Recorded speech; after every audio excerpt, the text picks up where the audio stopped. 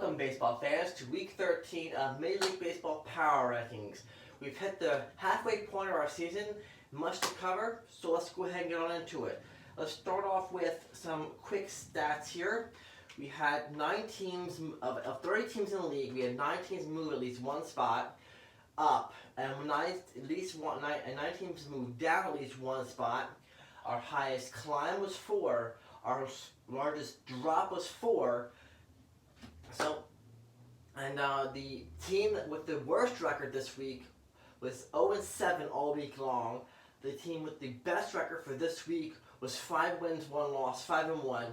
We had some teams that went 5-2, but that second loss makes them not as good as 5-1, despite the fact that one team only played 6 games, the other teams played 7. So, getting on to it, quick refresher. Points are what the power rankings are primarily based upon. We do have tiebreakers here. Points being 3 points for non-inning win, 0 points for non-inning loss. And should a team fail to close out a team, or if a team just happen to come back and tie a game and they go into extra innings, they share those 3 points, with the victor getting the 2 points. So, getting on into it now. Coming in at number 30, the Baltimore Orioles. Baltimore had a very interesting week because while Baltimore had a 2-win, 3-loss week, and they welcomed to San Diego and they welcomed to Cleveland, and they typically, as you would expect, as a doormat for the whole league, dropped 2 games to San Diego. But what I found fascinating was the 2 games against Cleveland. They walloped Cleveland, winning by 13 runs in each game. I think the scores were identical. It was just like, wow, where did this team come from? Way to go, Baltimore, way to go. Doesn't get you out of the cellar, but it was still fascinating to watch. Coming in at number 29, the Detroit Tigers. The Detroit Tigers are in 4th place in their division. They had a 1-win, 5-loss week at home against the Texas Rangers and the Washington Nationals. They went 0-3 against Texas, and they went 1-1 against Washington, and they lost their season finale last Sunday. This is a team in which they are competing with Baltimore for a worse team. This is a team that really tried to contend in the early 2000s, and now they're just straight up rebuilding. When they let go of Verlander and others, you knew they were just going to be going through some years of pain. And while they do show sparks here and there, all teams do that. All teams have great games. All teams have horrible games. Detroit just hasn't had the ability to string together good games. And this week is just a classic example of how they have laid an egg. Coming in at 28, the Kansas City Royals. Kansas City is in 5th place in their division, and despite the fact that Detroit is better in their division than Kansas City has had a better week. They went 2 wins, 4 losses on the road. They dropped the series to Cleveland 1-2, and they dropped the series at Toronto 0-2. But with the last Sunday finale win, that gives them a slightly better record and allows them to edge out the Detroit for the 20th spot, despite Detroit being in the gutter of their division. Coming in at 27, the Toronto Blue Jays. Toronto is in 4th place in their division, and thanks to Baltimore being just absolutely horrible. They went into New York and got swept. Then they went home against Kansas City and took 2 games. This is a team with which, because they have a lot of developing talent, and you've got a bunch of Hall of Famers, sons on their team, are going to go through a lot of pain this year. But thankfully, because the Baltimore are not going to be in the cellar this year, at the same time, they're not going to go anywhere either. So, they're going to have some interesting games, and they're going to be able to have some interesting performances. But overall, they're going to be probably in the bottom 5 of the league, 26 through 30 through the rest of the season. Because they're just, like all 4 of these teams are rebuilding. Coming in at number 26, speaking of a rebuild, the Miami Marlins are in 5th place in the National League East. They welcomed in the Washington Nationals, got swept, then they went to Philadelphia and took the first 3 games of the 4-game set. This is the Philadelphia Phillies and the Miami Marlins. Remember when I mentioned 12 teams to watch? This is a series in which I mentioned being complete polar opposites, where Philadelphia was stacked while Miami was rebuilding. This is where we come down to where it gets fun, because you're watching Miami play Philadelphia both at home and on the road and have their way with them.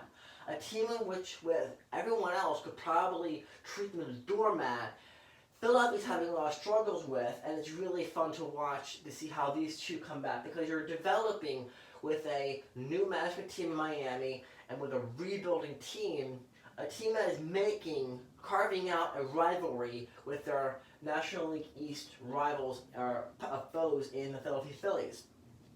They don't play well against the rest of the division, hence they're still in the cellar, but I find that fascinating because Philadelphia, being stacked, already has a rival in the Atlanta Braves, and they're fighting with the Braves for the division, and here comes Miami knocking on the back door and punching them out a little bit here. Coming in at 25, the San Francisco Giants. They are in 5th place in the National League West. They're probably not going to climb out of the cellar. This week they won 2 wins, 5 losses, dropping 2 out of 3 at home against Colorado, dropping 2 out of 3 against Arizona at home. This is a team in which, when it comes down to rivalries like against the Los Angeles Dodgers, where all bets are off, they had some interesting showings. And when you bring in teams out of the blue, you can have some interesting series which they get competitive, but overall you've got some aging players imposing in Bumgarner, and you've got a lot of rookies trying to develop themselves. This is a team that is very much in a rebuilding, and they're looking to sell some of their veteran talent to see what they can get. If they can get sufficient prospects, they'll definitely move that aging talent, try to bring in something else. Having said that, this is not going to be a playoff year for them, but that, I guess, was a foregone conclusion to most people following the game. Coming in at 24, the Seattle Mariners. They are in 5th place in the National League West, or the American League West. I keep mentioning that this team here is trying to fall, but they just can't budge past these rebuilding teams. They're really not necessarily, they are kind of on the gray line on rebuilding here, because they did already sell off some talent. They started off the season okay, but it's hard to say. We'll see what they do at the trade deadline, July 31st, as to whether or not they're declaring themselves a rebuilder, or if they're trying to just stick with what they got and develop them a lot like Miami is trying to do. Having said that, they go into Milwaukee, take 2 out of 3. They go into Houston and drop 2. Now, them to be able to go into Milwaukee and take 2 out of 3 in Milwaukee, hats off to you, Seattle. Great job. Going into Houston and dropping 2, just not surprised. It's a divisional rivalry game, and Houston's looking to get on the rebound here. Not surprised. It's pretty much standard what you would expect for a Seattle versus Houston game, especially on the road. I mean, with the team that just got obliterated last week with an 0-7 run with Houston, they're definitely looking to get back into things. Coming in number 23 and dropping 3 spots, the New York Mets have fallen into the cellar here. They've fallen out of the middle ranks here, and they had the worst week of any team, going 0-7. They went into Philly, got a 4-game sweep, Philadelphia swept them 4 games. And then they welcomed Atlanta, and they dropped 2, and I wouldn't be surprised if they dropped today's season finale. This is a team with which you gave them a pass on the injuries, you gave them a pass on players getting a slow start. It's getting to the point where it's just not an excuse anymore. They're falling off, they are not having a great year, and they're just not going to be competitive this year. I'm hoping Thorne, DeGrom, and others get their act together and they make this means more interesting, but the fact they fell into the cellar of the division, not promising. Coming in at number 22, the Chicago White Sox. 0 spots moved. They had a 2-win, 4-loss week, going into Boston, dropping 2 out of 3, welcoming in Minnesota, and splitting it. Here is where, going into the Boston, dropping 2 out of 3, I almost give them credit for winning a game in that series. But when they bring in Minnesota, they take a team that they're chasing, who is top of the division, and it's almost a foregone conclusion to win the division, and they split the first 2 games against Minnesota. I give them props for that. Great job, Chicago, on holding your own for at least the 1 game against Minnesota. You're going to need that, and you're going to need a lot of that. Coming in at number 21, the Pittsburgh Pirates are up 2 spots this week. They're still in number 4th in their division, but they had a solid week. Winning 4, losing 2, going into Houston, taking 2 out of 3, then going into Milwaukee and splitting the series there. The Milwaukee series I find a lot more interesting than the Houston series, and the Houston series is interesting on its own behalf because this is a team that just came out of an 0-7 week. They welcome in the Pittsburgh Pirates. Pittsburgh then takes care of business, takes 2 out of 3. Now, granted, Houston did get over the hump by winning the first game of the series against Pittsburgh to break that cycle of losses. Although they did also win the season finale against New York as well on Sunday. Having said that, Pittsburgh is showing they, like I've been saying all year long, you don't know which team is going to show up. Is this going to be a team that's going to go into Milwaukee or Houston and win 2 out of 3, or is it going to be a team that goes in and lays an egg in a given game? You don't know. It's largely contingent upon how the bats are that week, how good the starting pitcher is, but it's still fun to watch because it's such a mystery going into a Pittsburgh game. Coming in, number 20, the Cincinnati Reds. Down 3 spots. They had a 1 win, 4 loss week, going into the Angels, dropping 2, welcoming in the Chicago Cubs, and splitting the first 2 series. They are trying to make carve out a rivalry with the Cubs here because they're going tit for tat with Chicago. Even though Chicago already has the rivalry with St. Louis, and they are, anyway, that's another team. Coming back to Cincinnati here, this is a team with which has is going to largely be in the middle row here because some games they outperform, other teams they underperform, and it's really a hit and miss. And that inconsistency is going to leave them watching the playoffs on the bench, unfortunately. So, coming in number 19, the St. Louis Cardinals. St. Louis is down 4 this week, and they didn't have as horrible a week as the Mets because they didn't play all 7 games, but they did have an 0-5 week.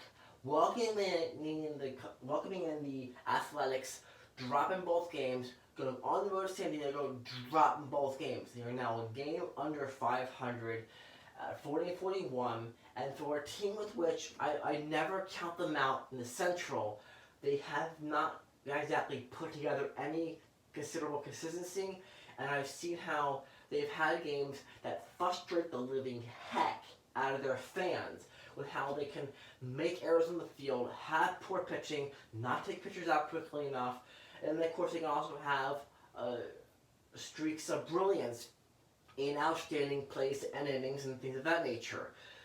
So it's a team with which has in the past been perennial winners. This year, they're just trying to find themselves. Coming at number 18, the Washington Nationals, up 3 spots, and they finally get back to 500. They're in 3rd place in the division, and they had a solid week, winning 4, losing 2, going into Miami, sweeping them, going into Detroit, and splitting it. Now, this is kind of ironic here because you're talking about a Miami team that's outperforming Detroit this season. They go in and sweep them. Granted, it's divisional rivals, so it makes it even more important to step it up a notch, and maybe that's why they did it.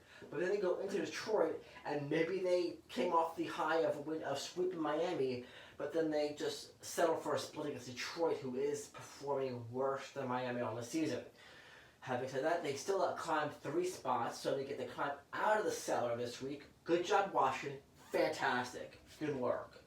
Coming at number 17, the Los Angeles Angels of Anaheim are down one spot. They're also at 500 for the week, but they had a solid week. They won 4, lost 2.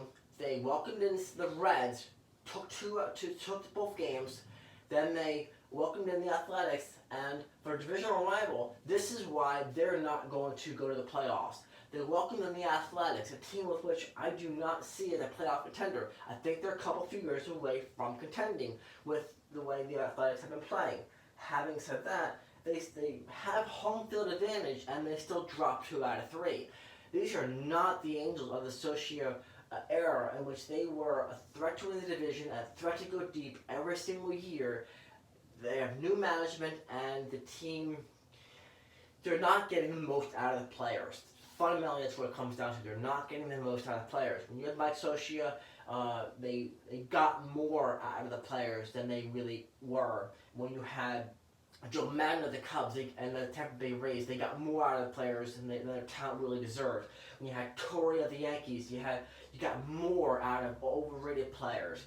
This manager is not getting more out of their players, so they're not going anywhere anytime soon. Coming in number 16, the San Diego Padres, the team of the Machado and the Hosmer and the others.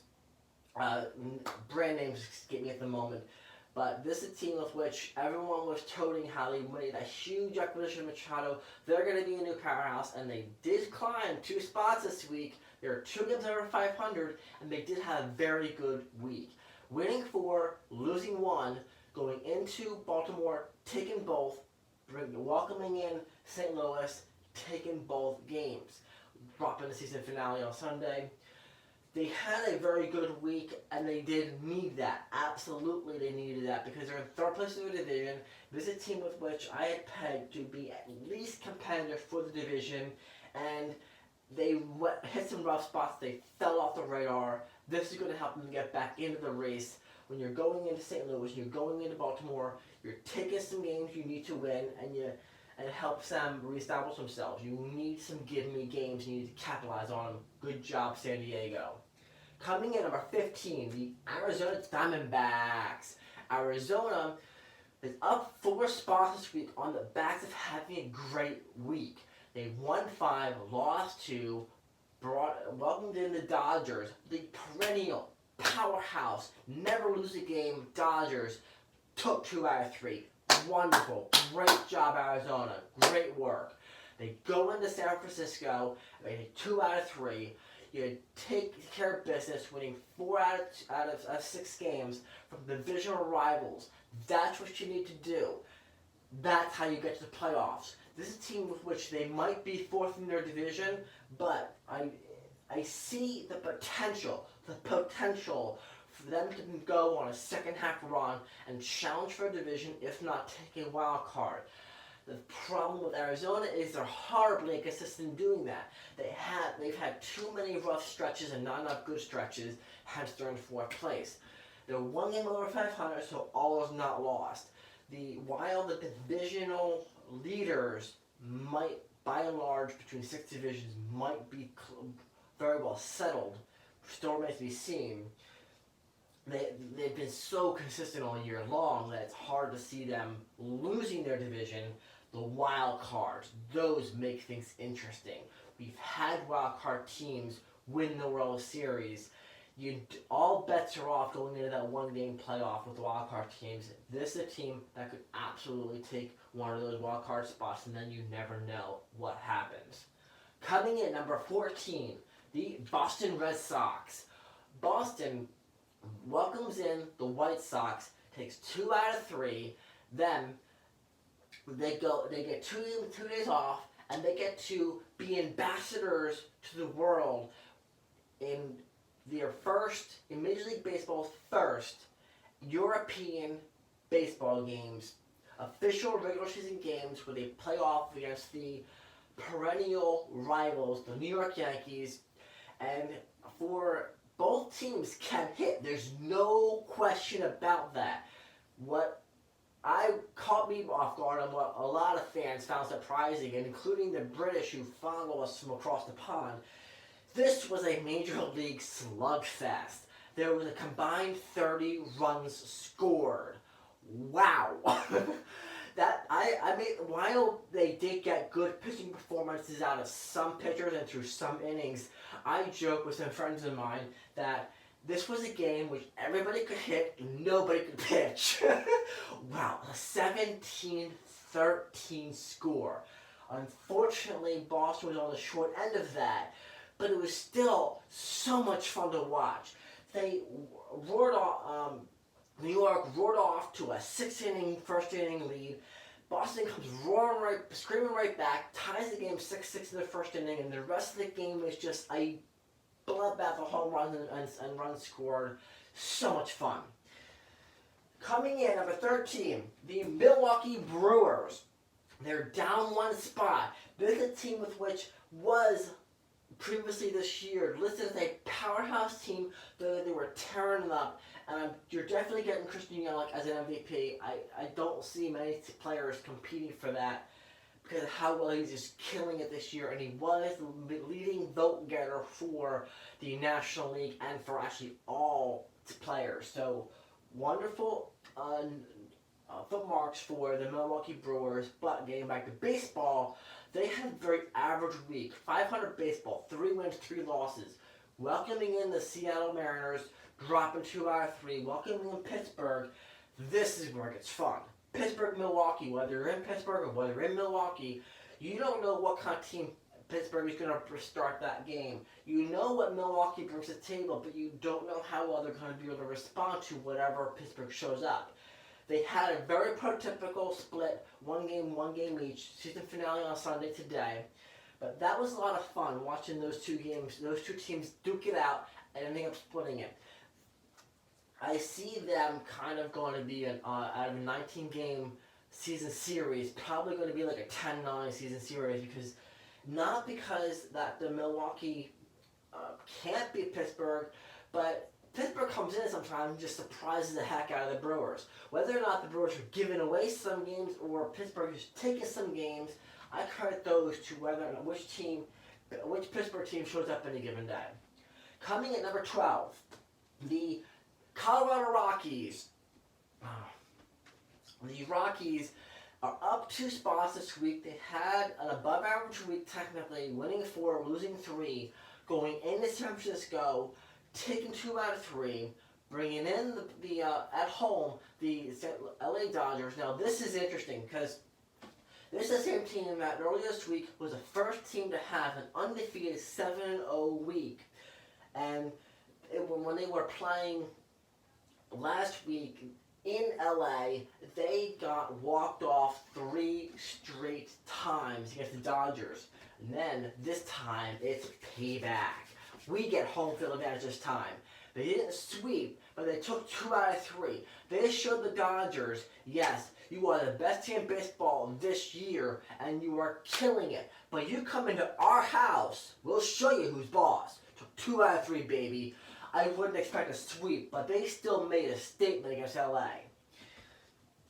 Coming in number 11, I'm so sorry, Philadelphia fans, but they did climb 2 spots this week. They did have an above-average week, winning 4, losing 3, and I say I'm sorry, not because to Philadelphia versus anybody else, because they went through so much effort signing all that talent, and it just hasn't been panning out. They started off well, they started from the top 10, but as the dog days of summer wear on, they just have been underperforming. Can they get it together? Yes. Should they? I expect them to. I'm expecting a nice little rivalry between Atlanta and Philadelphia, and it going down to the wire, and a real strong divisional competition between those two. This week, they welcome in the Mets. They sweep all 4. Awesome. Great work. Capitalize on the games you know you should win. Taking 4 out of New York. That's awesome. Then they welcome in Miami, and oh my goodness. This is because developing into a rivalry. Now in the 90s, the Braves and Philadelphia Phillies, and even prior to that, in the 80s, 90s, and for the most of their franchise history, the Braves and Phillies have been perennial rivals. Not to the degree of San Francisco and LA, not to the degree of Boston and New York, but they are absolutely noteworthy. If you talk to Atlanta fans, you talk to Philadelphia fans, who is your rival? They always say the Atlanta Braves, regardless of what Major League Baseball is trying to manufacture with Boston. Now you've got Miami coming in here, and you've got them carving out a rival with the Phillies because they've been struggling with everybody else against the Phillies. So now the Phillies have to deal with both Atlanta and Miami. Oh my goodness. What can I say other than this is going to be a fun year to follow the Phillies. Painful for Philadelphia fans watching them drop games and you know they should win, but Miami and Atlanta aside, you're still taking care of business, i.e. the match. You're still taking care of business in other series. It's not lost. You can still come back and still do some things. So, good luck to all the fans. Sorry you haven't broken into the top 10, but I know you can do better. Now, the all-important, all kinds of fun top 10. The top 10. Everyone loves the top 10, so let's get into it. Coming in, number 10, the Cleveland Indians. Cleveland dropped 2 this week, but they still remain in the top 10 after having a very average week. Winning 3, losing 3, welcoming in the Royals, taking 2 out of 3, going to Baltimore, taking both games. Great job on winning the absolute should win. It would be actually, no, you didn't lose. You laid an egg against Baltimore. You dropped 2. I'm sorry. I misspoke there. They did not go in and have a good series against Baltimore. They absolutely laid an egg against Baltimore. I mean, that was just like, I'm like double checking the score there. Are you serious that Cleveland still had 13-run deficits to the Baltimore Orioles? Are you kidding me? So, I think they absolutely deserve to drop because of those games alone. Because it was such a bloodbath against such a horrible team, honestly, I would have loved to just drop them down even further. But statistically speaking, I can't do that. So, embarrassment aside, tail between your legs, moving right along. Coming in, number 9, the Chicago Cubs. Cubs are up 2 spots thanks to Cleveland just laying an egg and Philadelphia having a rough week. Chicago Cubs have won 4, lost 3, bring in the Braves, and they split the series. Now that is something I very much expected with Atlanta showing the mettle, showing what the rookies can do, and really starting to kick up speed and kick us into high gear. The Cubs, being a team that they're in first place in the division, but they're trying to hold off Milwaukee, when you're going against another extremely strong division leader in the Atlanta Braves, you taking that sweep, whether it's home or away, you take that. You're not going to get 3 out of 4, and you're definitely not going to sweep. So you take your 2 and you move on. Then they go to Cincinnati and they split. A divisional rival, and they split the series. Very much to be expected. I am banking that the Chicago Cubs are probably going to take the series from now and take 2 out of 3 against Cincinnati because they just are a stronger team, but you never know what's going to happen. You never know which team's going to show up. So, the Cubs at number 9. Coming in, number 8, the Oakland Athletics. Down 1 spot this week, but still holding strong at 6 games over 500. Had a very solid week. Winning 4, losing 2, going to St. Louis, taking both, going to division rival LA, and taking 2 out of 3 in LA. Great job, Oakland. You fell down earlier in the first quarter of the season, but you are making a comeback. You were putting together a consistent streak. You were doing well. At least this week you had a standard issue, 2 out of 3 or 4 out of 6 games. You had a solid week. You definitely, while you're surprised to be in the top 10, you definitely have shown you deserved it. Coming in at number 7, the Texas Rangers. didn't. They were in the top 10 last week, but even that was a surprise. They've climbed. They're like 9 games over 500, but they've climbed 2 spots by having the best week of any team in baseball this week. Winning 5, losing 1. Because they didn't they didn't have a 7th game, that'd be 5-2. They could have been easily 6-1. You never know. But having the best week in baseball this week, they go into the hapless Tigers, sweep them, then go down to Tampa, and here's where they kind of tested their strength. They go into a Tampa Bay team that is challenging for the division against a powerhouse team. They split the first 2 games of the series, and it'll be very interesting to see, can they, in Tampa, take the series finale? We shall see.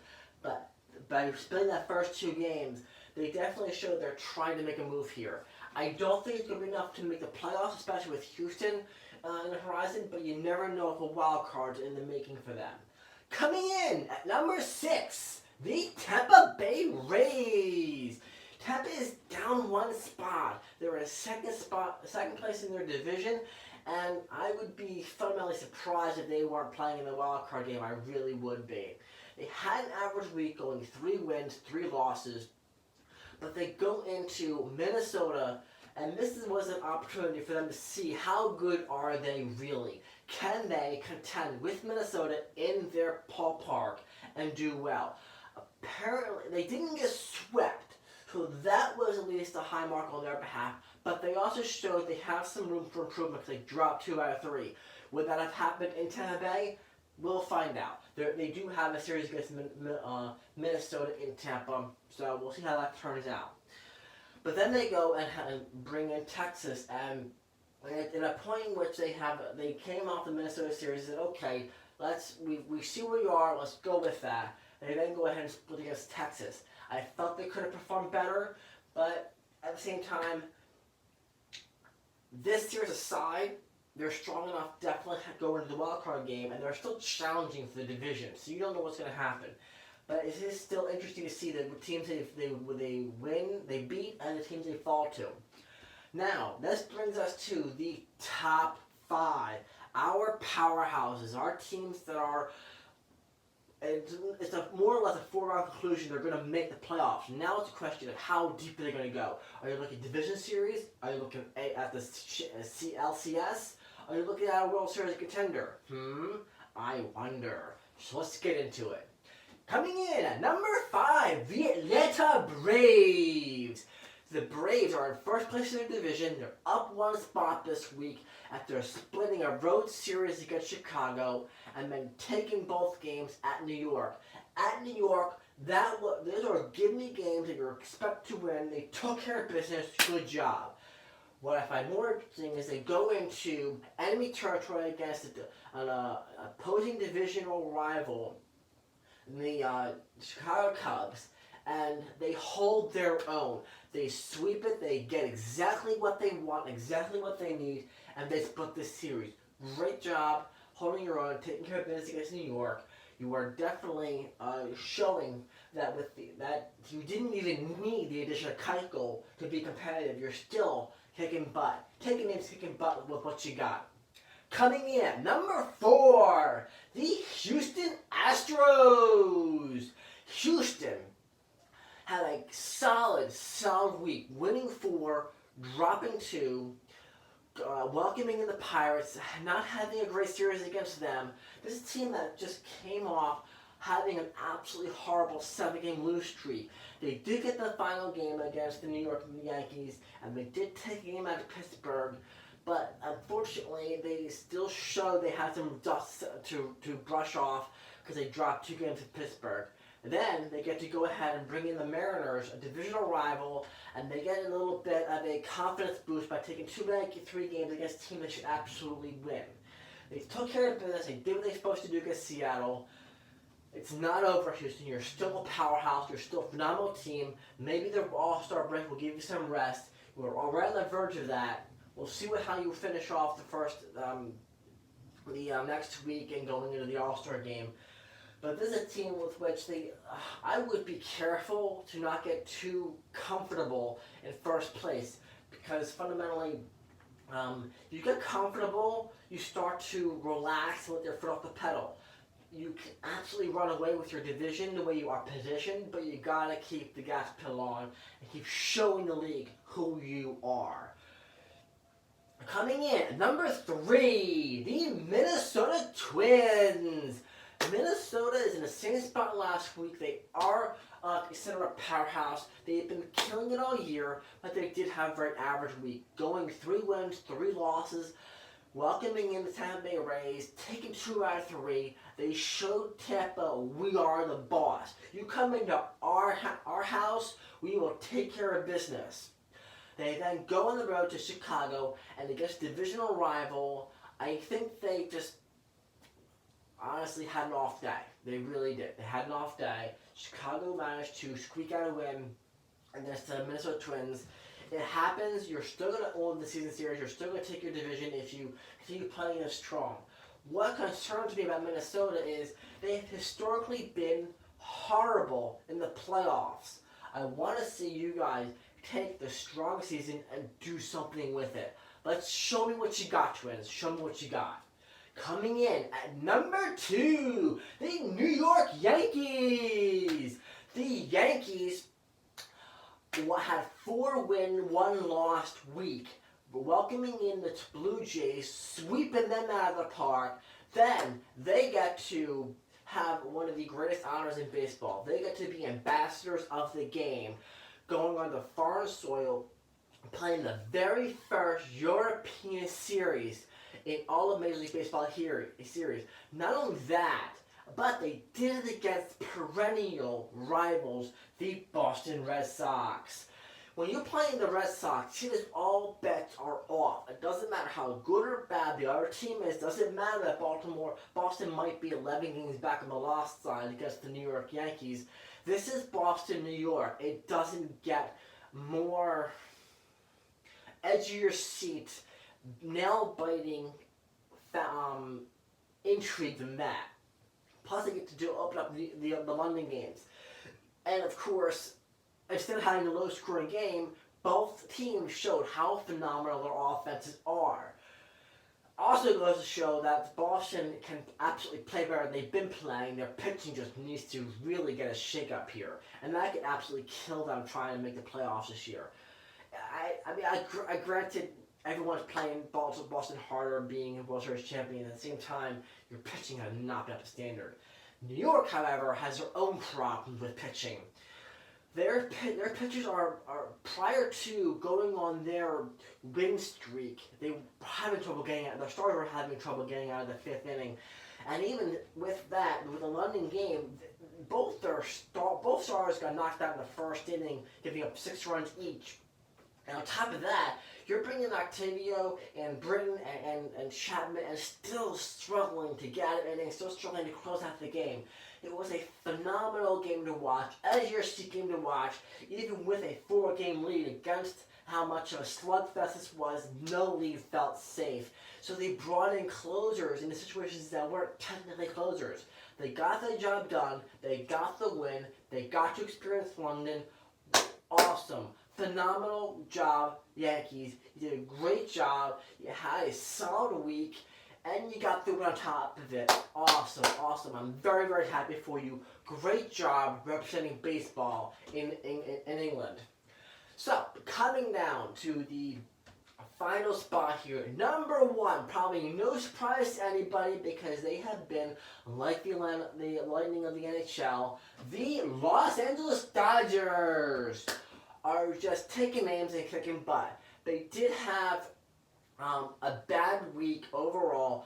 They did get that walk-off win on Sunday against the Colorado Rockies at home to give them the salvage the week a little bit, winning 3, losing 4. But they went into Arizona, they dropped 2 out of 3. They went into Colorado, dropped 2 out of 3. This was for a team that has been just killing all year long. They go in on the road against divisional rivals, and they just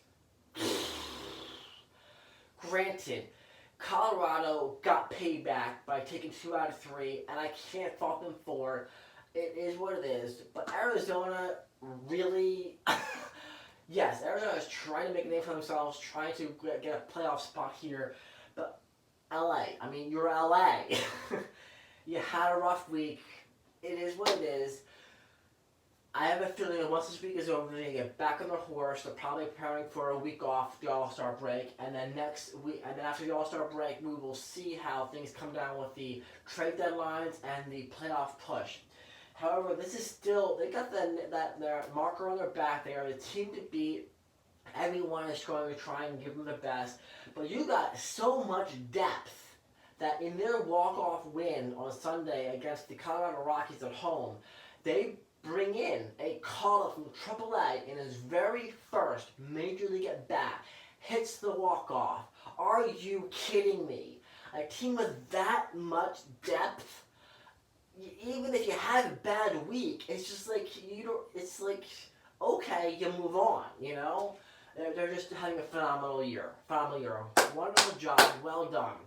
So, here's our power rankings for this week. Let me know what you think about what I think. Please leave your comments in the section below. If you felt a team should have been higher, should have been lower, let me know all about it. I would love to hear your comments about it. And if you just happen to be browsing through the internet, browsing through YouTube, and happen upon this video, please hit the like and subscribe. Helps the channel out a lot. And as always, thank you for watching. Have a wonderful day. Enjoy the Sunday games.